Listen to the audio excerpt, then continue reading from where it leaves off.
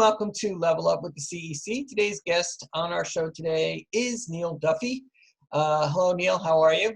Good, Ari. Thanks for having me. Excited to be chatting with you guys today. Yeah, Neil has a background, was actually, I don't know if you still are. You're the VP of the CSL. Is that correct? I just got promoted to Chief Commercial Officer earlier this year. So, Oh, wow. That's I guess exciting. it was last year. Yeah. All right, so let's begin by talking about, your background, how you got here, and, what the CSL is. Great. Well, I've been in the space on the esports side for 6 years now, 6 years at the end of this month. So way back in 2014, I joined the industry as the VP of Business Development for Virgin Gaming. So for those of you who might remember that company, a long time ago, we were the peer-to-peer wagering platform for FIFA, Madden, NHL, and NBA. So we had over 3 million members join. We have awarded over 60 million in prizes, and we were partnered with EA, with 2K, with PlayStation, Xbox, fully integrated, game verified. The one thing I'll say is we were probably a little bit ahead of our time, and now that esports has caught up, the sky's the limit. But we've pivoted our industry. I came on after that and really chased down the college network side. I saw an opportunity within the collegiate esports spectrum, and in 2015, I made the acquisition under Virgin Gaming, then doing business as World Gaming, to acquire 100% of the Collegiate Star League. And we've grown that from being a one-man show operating one or two games out of the dorm rooms to now we're on 1,800 campuses. We've got 15 different games, 11,000 teams. And just as of last weekend, we have awarded over $1 million in scholarships back to students across America. Cool. So was the aim originally with CSL to sort of create that semi-pro collegiate league to lead up to then the World Gaming League? Exactly correct. So we looked at it as, how do you create a longer life cycle of a user? So anybody in the casino space or in the esports space, churn is always a major challenge for all of us. So we looked at it and said, if we can capture the audience at 18 when they go into college, retain them for those 4 years while they're playing in the CSL, and then after that, kind of do a seamless handoff to play, for real money or in tournaments or even for fun, for free to play in the World Gaming ecosystem, maybe we could have them from the age of 18 to 30 or beyond. So that was really the ambition. We didn't expect collegiate esports to take off the way it has. And now arguably the Collegiate Star League is bigger than the World Gaming business. Yeah. Well, it's actually a really amazing story, and how it relates to the casino esports conferences. When we're talking about collegiate, at this point though, all the colleges are closed, right? And is there any collegiate tournaments happening online? So there are a few. We just held our grand finals last weekend. So the culmination of this year took place last weekend, all online for the first time in our 11-year history. So not as much pomp and circumstance. You're not actually out there shaking hands and giving out medals and congratulating those national champions on their new prizes. But we did it virtually this year, and we still got to award $230,000 last weekend to the top six champions, top six games, which was great. But another thing that we were able to introduce is when the pandemic hit, we saw the opportunity that if you were already knocked out of playoffs and your season had come to a close, you were sitting at home, your classes were probably delayed, and you were looking for an outlet to participate competitively. So we partnered up with TikTok, and we actually created the TikTok Cup, which was $60,000 in prizing over the course of 2 weeks to students across 4 of our most popular titles. So League of Legends, Fortnite, Rocket League, and Counter-Strike. So we had over 400 different teams compete from 160 plus campuses, and we were really thrilled with the results. The one night we had over 12,000 people watching on our Twitch channel, which just goes to show that college students just want to play just want to play games, whether they're on campus or whether they're at home. And we were thrilled with the results of that competition. And of course, that makes perfect sense. Yeah, that makes perfect sense. But I'm wondering, so with I've got to tell you, it's funny you mentioned TikToks. I just downloaded them over during quarantine because, obviously I get harassed by people who are younger, like, why are you on TikTok? But I figured, why not? I got nothing else to do. I'm sitting around during quarantine, something to do. Look Hey, at well, people. my boss Wim. He's older than all of us, and with the partnership, he signed up for TikTok, and he told me just yesterday that he went down the rabbit hole, and he was just scrolling through a couple of videos, and next thing you know, an hour is gone. So it doesn't matter if you're 6 or 60, TikTok is just pure. It is definitely addictive. It's really crazy. So I wanted to get focus on the college thing. Now, are there any seasons? Because what I'm trying to do is like for the casino better, and then obviously what we're talking about is in New Jersey, they had a law where it said that if you're 18 or younger and you're playing in a tournament, that you shouldn't be able to bet on it. I want to get involved in how you guys in the Collegiate Star League will, make sure that there's no match fixing, and also make sure that, if there is any wagering going on, what is the season of the particular games, or is there a season at all? And how does it all work? So Ari, that's a great question, and we try to follow the academic calendar as closely as possible. The best way for me to describe it is for those fans of sports betting or traditional sports. Think of us very closely to March NCAA basketball. We start off in the early September, early September. We registration flow into October is when the gameplay starts. Then we play through our regular season October to February, and then in March we go into our playoffs. So what we consider to be our March Madness. And then in April, we generally culminate with our national championship. This year was a little bit delayed just because of COVID-19, but the best way to think of it is when the students go back to school, that's when we start registration in the regular season. And then when school is winding down, we go into the playoffs and then our grand finals. The challenge is this will be the next frontier for esports betting. Esports betting has been very hot. I just read news today that Luckbox was oversubscribed, which is a new esports betting platform. And I think it's going to be a challenge. We got to lean on people that have great resources like Ian Smith at the Esports Integrity Commission or Coalition. And how do we find a way to monitor the games that are being played? How do we put the right checks and balances in place to make sure that there is no match fixing or people colluding on this? And that's going to be a challenge that our industry is going to face in the next 2 to 3 years as this really continues to grow and expand. But a challenge that we're up to. So the season is very, very structured, very similar. It'll be year over year. We're going to do it the same way for the near future. And the challenge that we've got to face, it's going to involve the industry all coming together and holding hands to figure out how do we avoid that. Yeah, because it can get quite sticky, I think, because when the colleges started in conventional sports with basketball, football, etc., and those were sort of like the entry leagues to get into pros. The pro teams were already established. There was much more of a professional business, so to speak, than there is now with the esports pro circuit.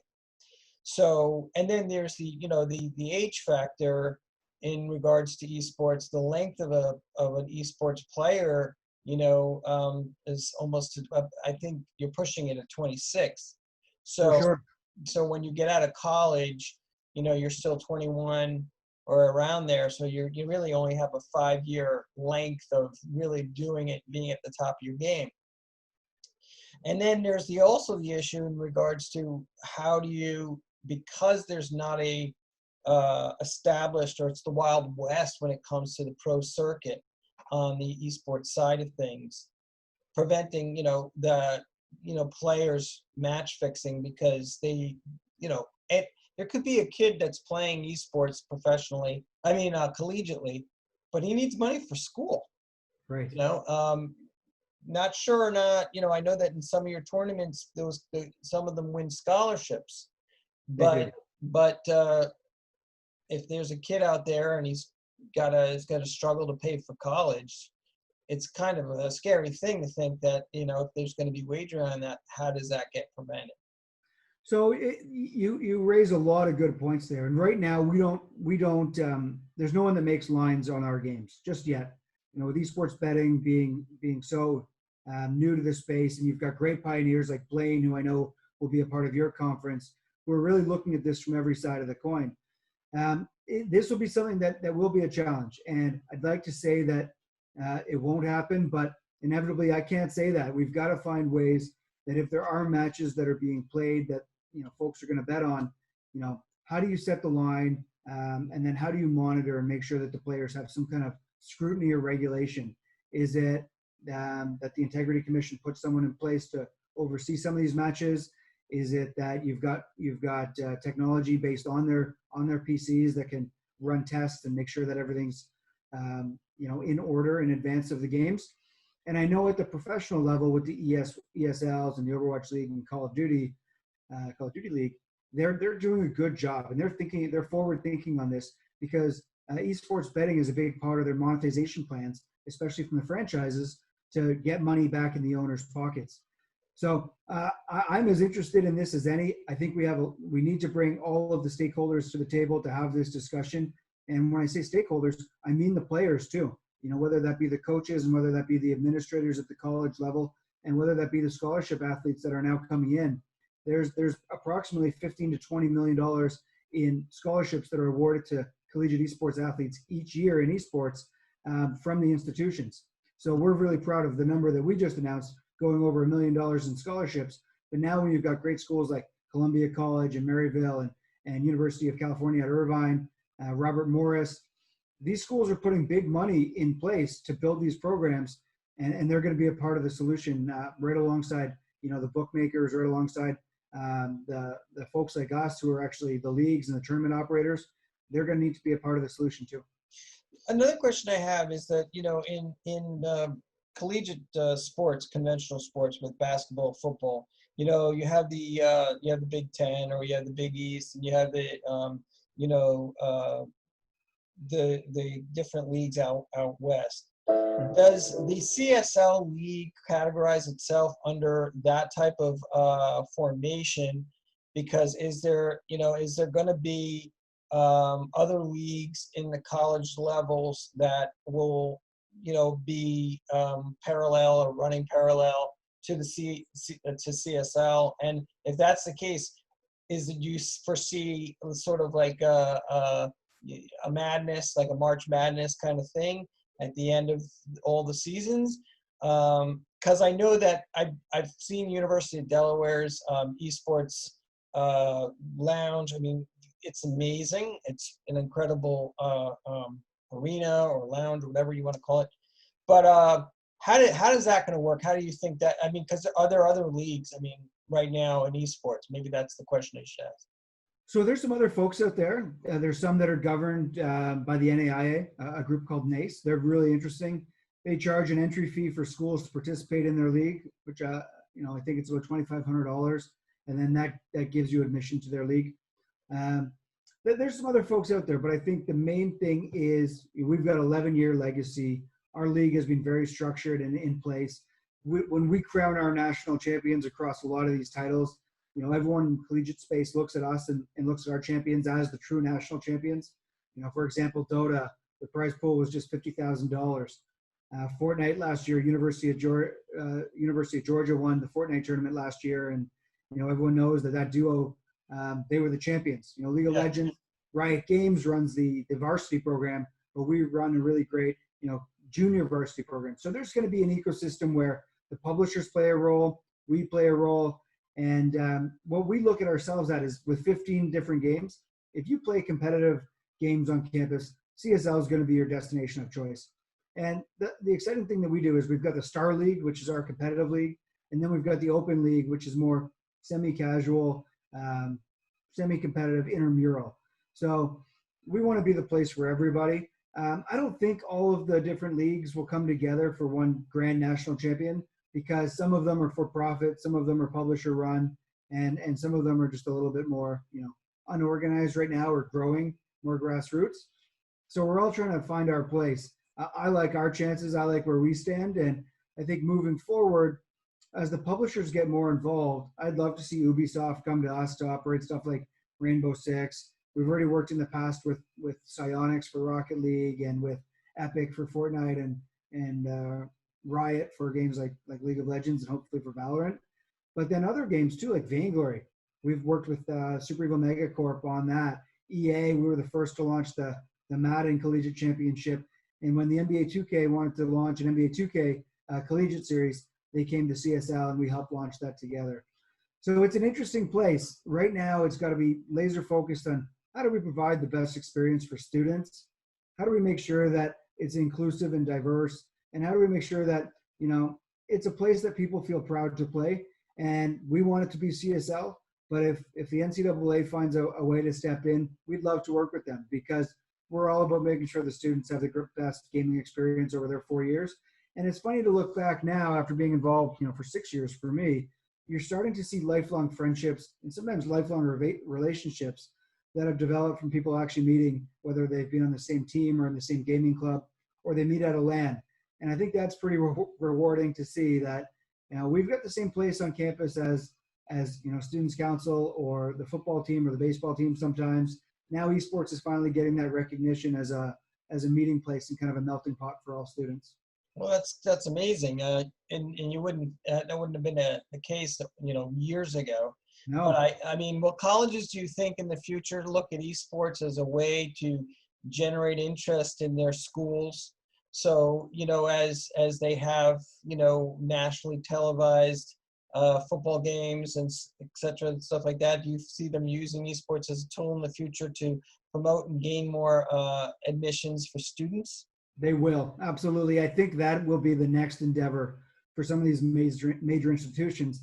And I'll call them out. University of Texas at Austin, University of Michigan. I know Ohio State's making grounds, but those schools need to get involved in a big way. When you're dumping how much ever money they put into football, take a fraction of that and build the most comprehensive foundation around esports. And if you build it, they will come. They will get the best athletes.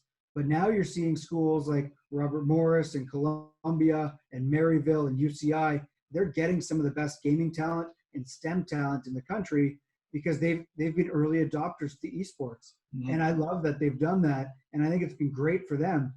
But once you see the big boosters and donors from these major institutions and they see Michigan losing to, Robert Morris, for example, the University of Michigan donors like Miami Dolphins owner Stephen Ross, he's not going to want to see the Blue and Maize lose to some of these smaller schools. So they're going to pump that money in. And in 5 years, we're going to see an entirely different collegiate esports landscape.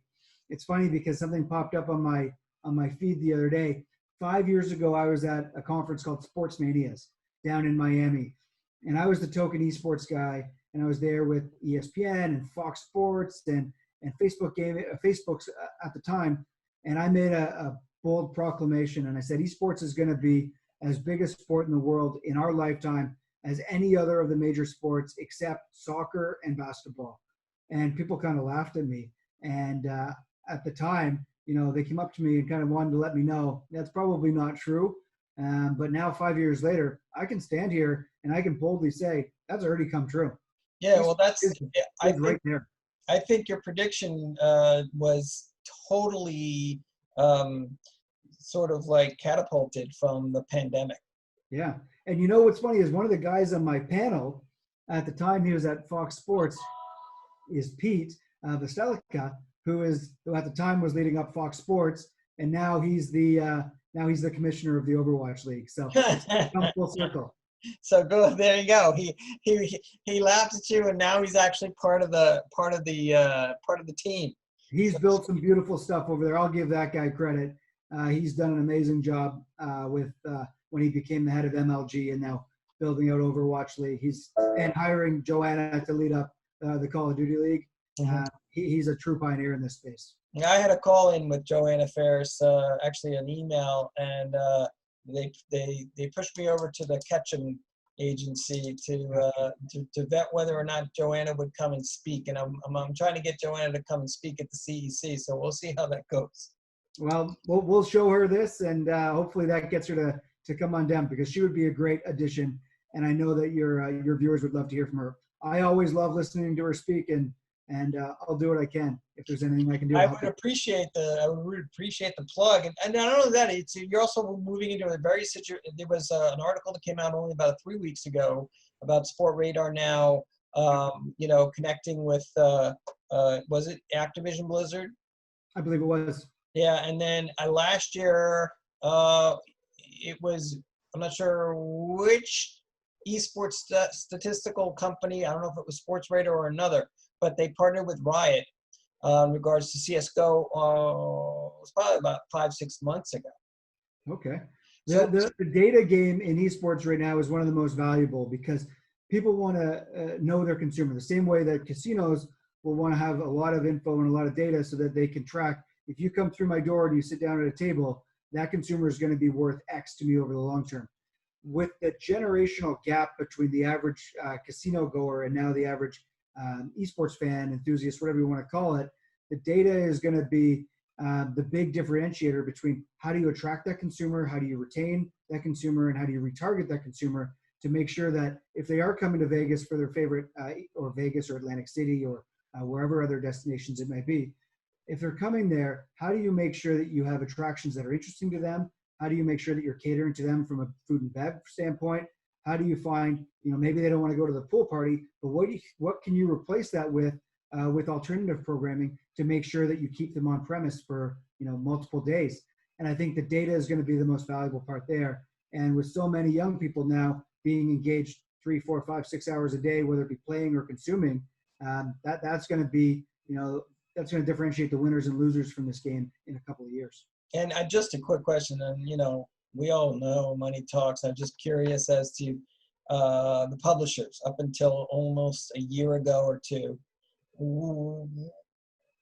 Tiptoed or high-wired act the decision on whether they should come to the CEC at all, even get involved in gambling. And now it looks like they've opened their books to giving their information, giving the statistics out to companies like Sports Radar. I mean, do you have any comment on that? So I don't know a heck of a lot about that, but I do know that 24 months ago, and I think, one of my first ever conferences 5 years ago, I think you guys were a part of, in Vegas, where I was speaking at Paris. And it was really interesting because at that time, it was all about loungeification. How can we build lounges in casinos, and how can we drive consumers to Vegas to participate in competitive video gaming, casual video gaming?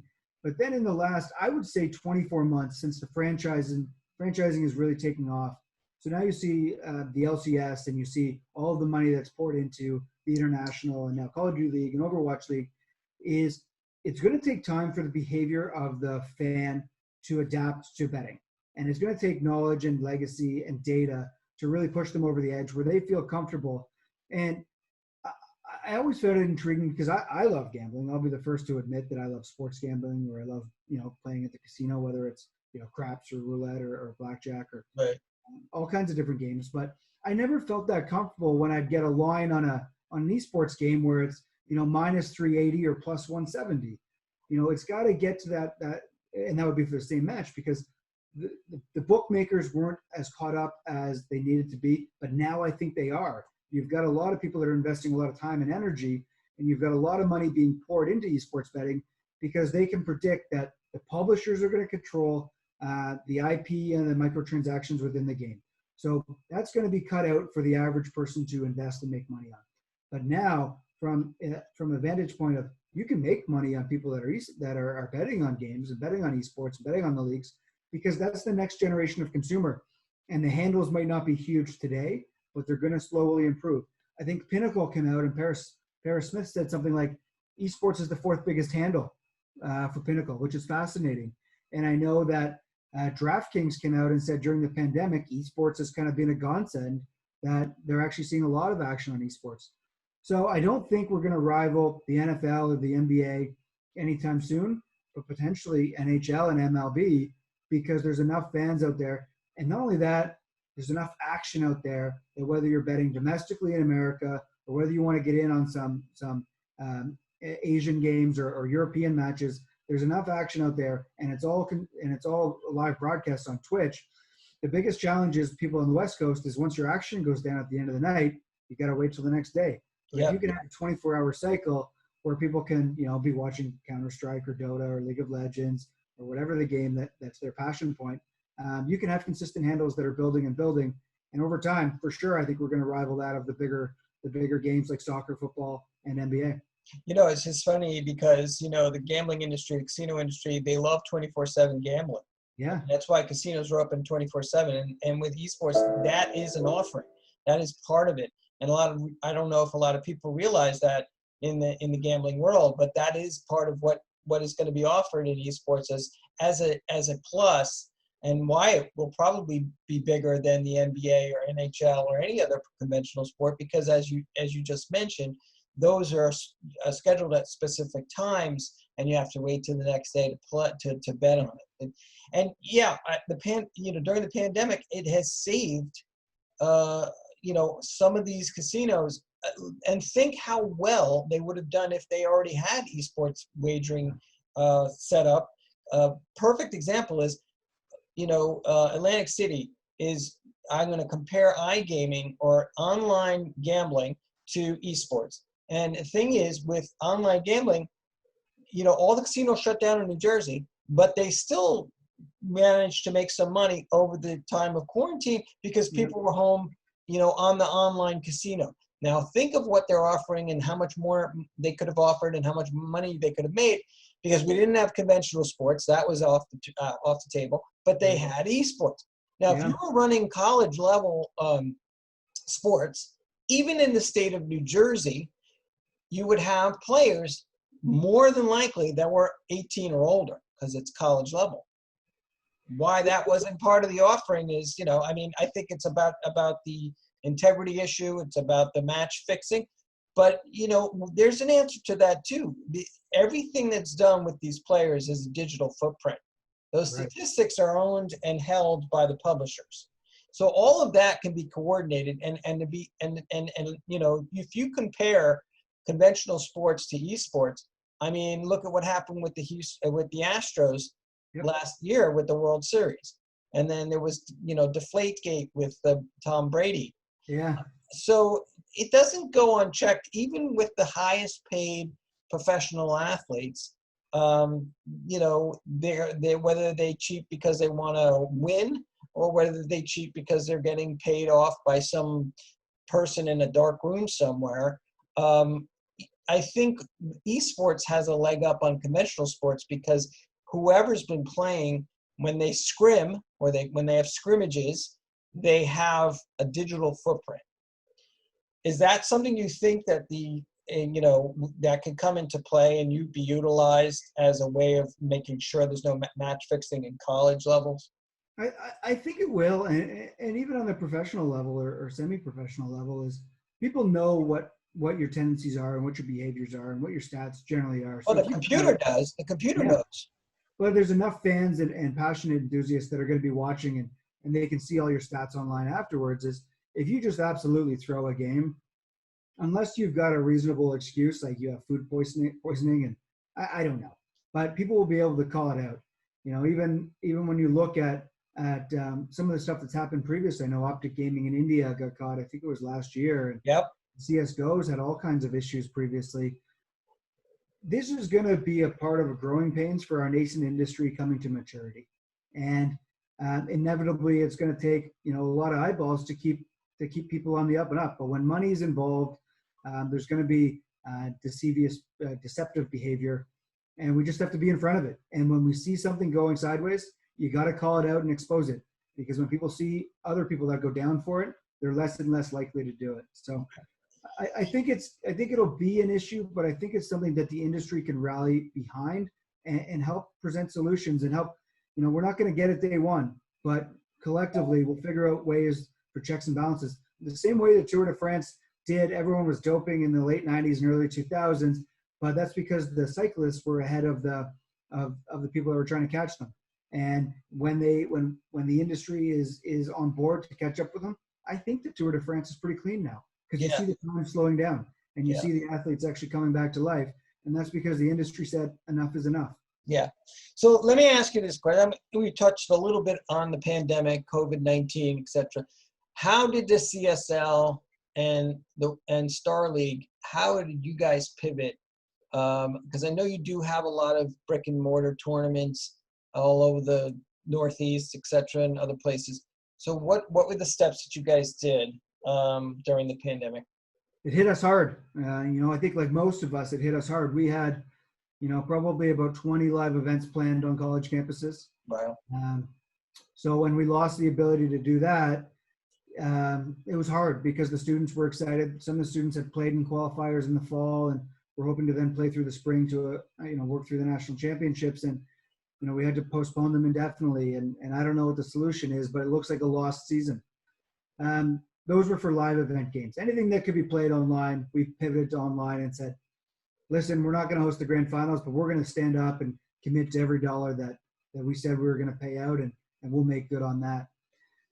It just had to change the experience. We were lucky that most of it could be played online, and the students were fair in understanding that this was so beyond our control. We tried to get in front of it, and when the students were sent home from college campuses, the competitive integrity of our league was questioned, because if you have a great arena or computer lab, whatever you want to call it, on campus with professional rigs and setups and world-class peripherals, and you can go there with your coach and your team and play your matches, it's not the same as when you go and play at home from your personal computer. So we had to talk to the students. We did a questionnaire and a focus group and said, do you feel comfortable continuing playing the year out? And if they came back and we got a consensus 100% yes, then we proceeded. And if they didn't, then we made adjustments from there. Yeah, I can imagine it might be hard for the college student to go home with his mother screaming for him to come for dinner and he's in the middle of a match. That's right. Well, especially if there's big money on the line. I think every game we got a consensus 100% yes, we want to do it. I think League of Legends, there were some people that were, on the fence about it. But at the end of the day, we proceeded. We finished out the season. We're in our off season now, so we're making plans. What does it look like going back to school in the fall? We're used to doing a campus tour the same way College Game Day does around football. And, maybe we have to take that virtually. We're going to roll with the punches. We're resilient. And we just want to be there for the students. So whether that's live or whether that's virtual, we're going to be able to pivot and adapt. And, we're going to have some big announcements. And hopefully if we do, Casino Esports Conference live, by that time I'll have some great news around, some stuff that's happening in CSL. And we've got some great partnerships lined up. Can't announce it yet, but the moment I can, I'll be pleased to share it with the audience. Well, we're looking forward to having you. I want to just touch on one last question, and then we'll shut it down from there. But I wanted to see your opinion. Obviously, you were asked at another conference years ago what you thought was the future. I want to ask you now we know what the future is. We're here now with esports, but what's the future of esports? Well, honestly, the future of esports is whatever we want it to be. It is so flexible. When people sit back and look at this moment in time in 20 years, I hope they recognize that it's the catalyst. Because when you see esports on ESPN, and when you see racing on Fox, and when you see BBC and Sky and all of these people picking it up as alternative programming, we couldn't have asked for a better moment to kind of rise up and showcase what esports is doing. Sadly, we don't want anyone to die, but this is unfortunate. It is very fortunate for the esports world. Yeah, stay home, be safe, play games. But I think from my perspective, esports fantasy tried to come to life 3-4 years ago too early. My peer-to-peer wagering experience when I joined Virgin Gaming, we were too early too. MLG, they were too early also. And you'll see that we all raised a lot of money. We went through a lot of money, but we laid the groundwork. There's a graveyard full of companies out there that laid the groundwork for all the great work that we can do now. When you've got 150 or 200 colleges that have now adopted esports and are laying out financial aid and scholarship the same way they are for the quarterback of the football team, the point guard of the basketball team, the future of esports is going to be so ingrained in our everyday life for this next generation of fan, enthusiast, athlete, that you're not even going to look at a differentiator between football, baseball, basketball, hockey, esports, golf, cricket, whatever it may be. It's just going to be part of life. Yeah. Because the other big difference is, for me and my dad growing up, I had a controller in my hand. He probably didn't. The generation that's coming of age for my age, and I'm 36 now. I'm proud to admit that, and I've had a long life in esports. But if and when I have kids, I'm digitally native, and so will they be. And I think that's the big difference is when we make comparisons or stigmas about, you know, moms yelling at kids to come up for dinner, or, you know, parents getting upset because their kids are, you know, playing downstairs and they're not outside, is that's not going to be frowned upon in this new generation. That's going to be encouraged. When Mark Zuckerberg says, I never would have got to where I got in life if it wasn't for video games, because when you play a game and you get to a level that you can't solve, you either quit or you keep going through it, finding a solution, adapting, trying, looking up problems, talking to your friends about it. There's so many great things that gaming and esports bring to life: communicating, problem solving, adaptability, flexibility. That's not going to change. And with games like Minecraft that are teaching that younger generation all of these great things, to then games like Fortnite that are galvanizing community, and, you know, their dances are becoming part of our everyday life, to games like Call of Duty that are teaching people how to come together and giving them that potential to go from amateur to semi-pro to collegiate to professional. The life cycle is there. The future of esports is whatever we want it to be, and it's going to be different for everybody, because whether you're a League of Legends fan, your life cycle in gaming might be different than if you're a Call of Duty fan or if you're an NHL fan. And maybe you don't ever play the games. Maybe you just consume the content on Twitch, you become a daily fantasy player, and then you bet on the games too. When was the last time you threw a football? When was the last time I threw a football? But I'm an NFL fan. So Yeah. let's keep that in mind as we move forward. Yeah. Well, Neil, it's always a pleasure talking to you. And we hope to see you at the CEC along with Joanna Ferris. You can pull her with you if you can. I'll let her know. And we'll hope to take care. Be safe. And hopefully, fingers crossed, we'll see what happens in September 8th through the 10th. Can you just give us the last thing, a plug about where to find the information on the on the CSL, Collegiate Star League, and also World Gaming League, or anything else you might be involved in right now? Absolutely. I can't wait to be out there in September with you guys. I love coming back to this conference each and every year. Ari and the team put on a great show. For more information on the Collegiate Star League, cstarleague.com. And if you've got any further questions, you want to talk collegiate esports, you want to talk amateur esports, reach out to me directly at Neil Duffy on Twitter, or, you know, I'll throw it out there. I'll give you my email. I don't mind. It's Neil, Neil, at cstarleague.com. Reach out, be in touch, and you better come to the conference in September, because you're going to learn a heck of a lot, and it's one of my favorite ones of the year. So thank you for having me, Ari. Take care. Have a good one. Thanks, guys. See you later. Bye.